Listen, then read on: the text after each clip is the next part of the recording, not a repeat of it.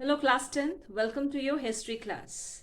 Let's continue our chapter number 1 from Indian history, and the name of the chapter is The First War of Independence, Revolt of 1857. Impoverishment of cultivators. So impoverishment of cultivators, that means under this we come to know how Britishers introduced new different policies to make Indian farmers to deprive of their land and resources. So impoverishment means it's an act of making someone poor, right? So that is impoverishment. So impoverishment of cultivators, we know that they had um, basically there are three policies they had adopted. So the first one is permanent settlement.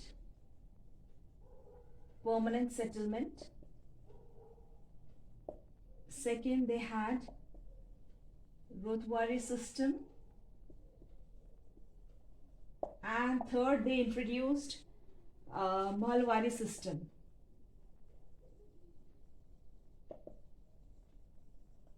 So Britishers during 17th century, mid of 17th century, or mid of 17th century, they introduced this type of system which made Indians, or which made Indians' economy totally shattered, right? So first is permanent settlement, second we have Rotwari, and the third Mahalwadi. So permanent settlements means it's a settlement, it's that settlement between the government and the broker or mediator, or zamindar, we can say zamindar.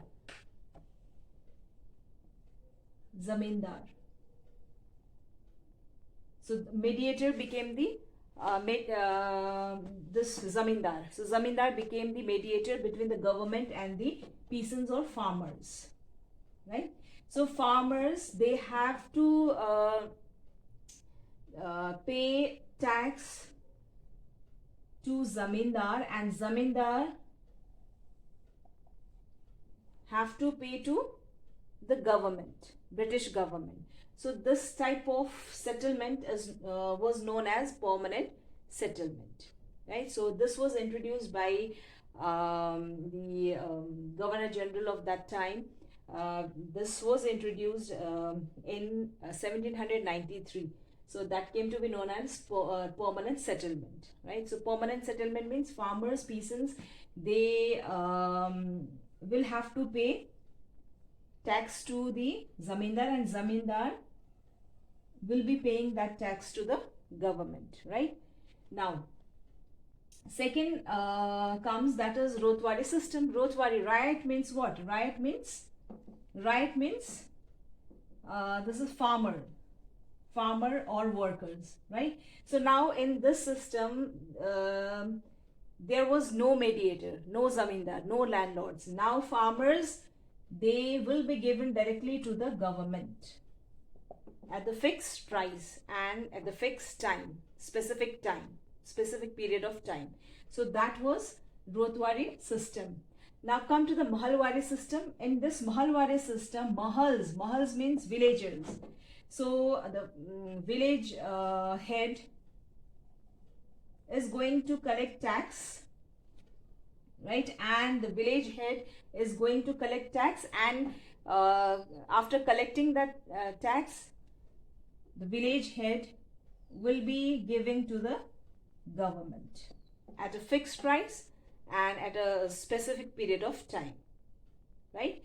So these type of policies they had introduced, which came to be known as permanent settlement, Rotwari system, and Mahalwadi system.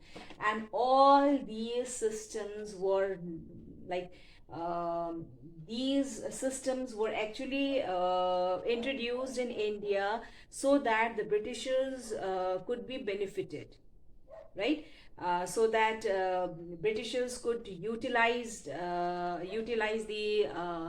money and resources of India and the Indians, and they could utilize those resources and money and can could get back to England, Britain, right? So these were those policies which through which the Indian farmers were not benefited. They remained like their conditions was pathetic. They had to they had to pay taxes at the specific desired amount and at a specific time. There was no mercy towards farmers. There was no mercy if there is drought, or if there is flood, if there is crop failures. There is no mercy for Indian farmers. Indian farmers, they had to pay taxes. They had to pay in terms of produce or in terms of cash. They anyhow they had to pay to the government or to the mediator, that is zamindar or landlord. So these policies were actually meant to make India economically weak, or to make India economically exploited, right? Okay, next we have India reduced to an agricultural colony of the British. So Bihar, Bengal, and Awadh emerged as the major producer of export of crops such as jute, opium, and indigo. British companies managed this export trade. The manufacturers in England required other raw materials such as cotton and oil seeds for their industries. After the Industrial Revolution, the British did all that they could to keep India mainly an agricultural colony or agricultural country. This made India an agricultural colony of British capitalism. So we know about this, that India reduced to an agricultural colony of the British. That means Britishers did not want any development in India. So what they did, they wanted India as a source of supplying raw materials, because in India, jute, opium, and indigo were very these crops were grown in plenty. So Britishers, they what they did, they managed this export of these crops, opium, jute, and indigo. And the manufacturer of England also, they wanted these type of raw materials to flourish their industries, right?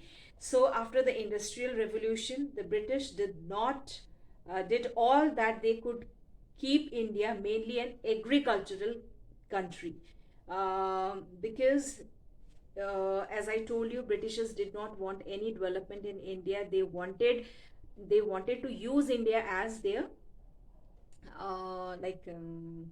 they wanted to make India as a agricultural colony, right? So they did not establish any industries here. So after that Industrial Revolutions, India the that made India an agricultural colony of British capitalism. So they were using India as a agricultural colony. Now next we have inhuman treatment meted out to the indigo cultivators. So indigo cultivators, they were not treated as human being, right? So they were ill treated or inhuman treatment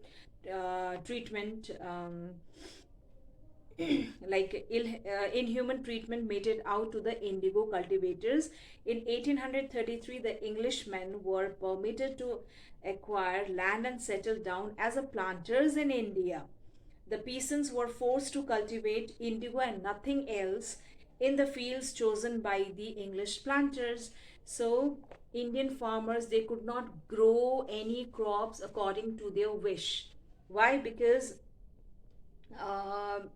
Britishers did not want them to grow grow the crops according to their wish, right? And so they wanted uh, Indian farmers, Indian planters to grow like opium and your um, opium, indigo, which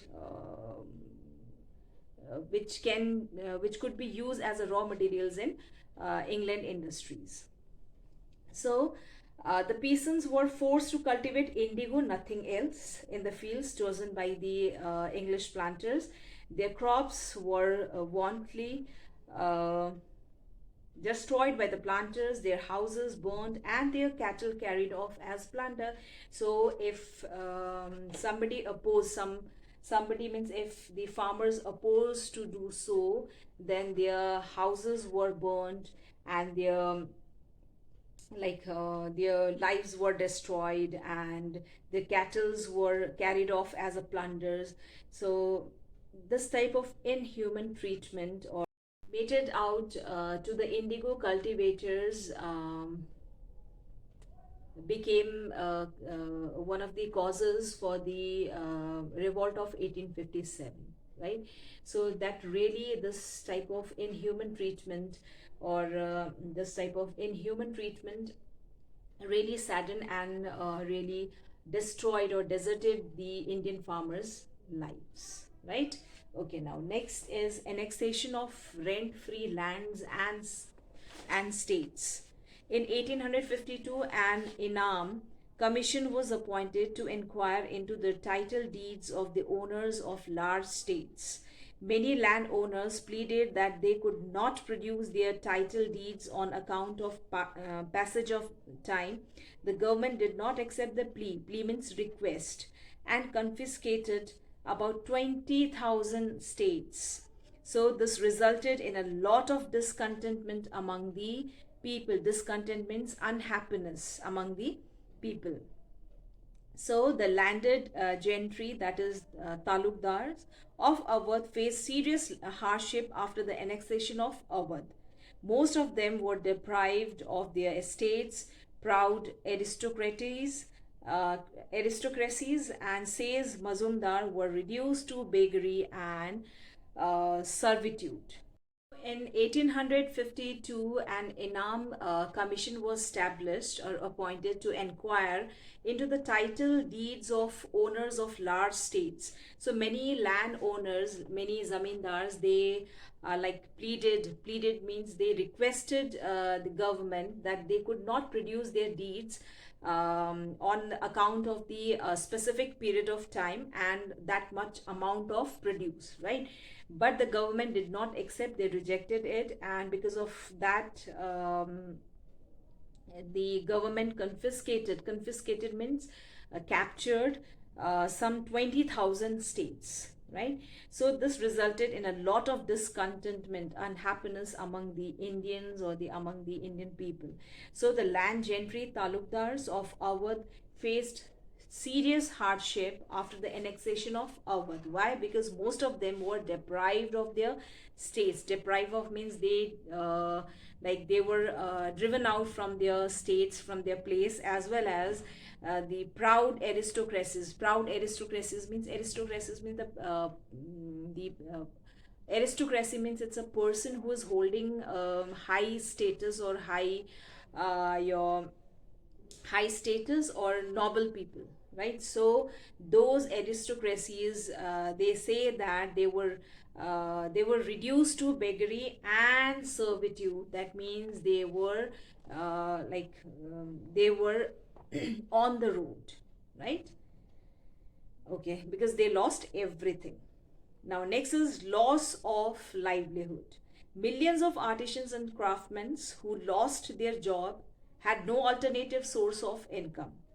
Introduction of Western education meant that the Maulvis and Pandits imparting Oriental education would become jobless in those days because they would not prefer Western education to impart, right? So they were jobless.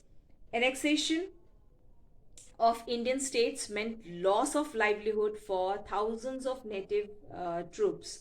During the War of 1857, the sepoys of Awadh uh, havoc and added brought havoc and added greatly to the difficulties of the British. So during